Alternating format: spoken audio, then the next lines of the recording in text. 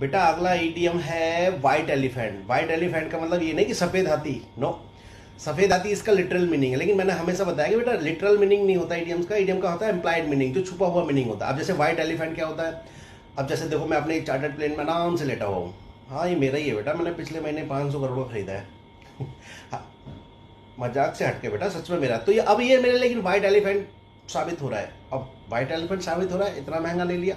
अब इसलिए ना, जो महंगी चीज़ तुम्हारे किसी काम की नहीं है, इतनी काम की नहीं है कि तुमने इतना पैसा खर्च कर दिया, अब तुम्हें उसे उसके रख रखाव में भी पैसा खर्च करना पड़ रहा है। अब देखो ये 500 करोड़ का ले तो लिया, लेकिन अब मेरे किस काम का, मेरा नज़दीक काम है भैया मेरा।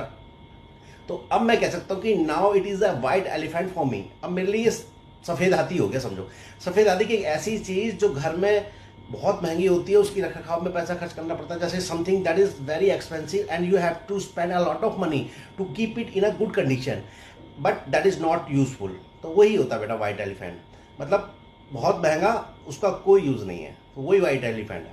तो आज से देखना आपके घर में कितने कितने वाइट एलिफेंट रखे हैं, कितने वाइट एलिफेंट है जो तुम्हारे लिए अब लगता है तो बहुत महंगे, और हमारे लिए इतना यूज़ नहीं जितना ये महंगा है। तो वाइट एलिफेंट ईडियम इस जगह यूज़ करते था। तो ये अब मैंने चार्टेड प्लेन ले तो लिया। अब कोई हो तो खरीदार बताना बेटा, इसे बेचूंगा मैं, मेरे ज़्यादा यूज़ का नहीं है बेटा ये। तो ये नाउ अपने अपने वाइट एलिफेंट को किसी को देना चाहूँगा, अगर कोई चाहिए तो बता देना बेटा किसी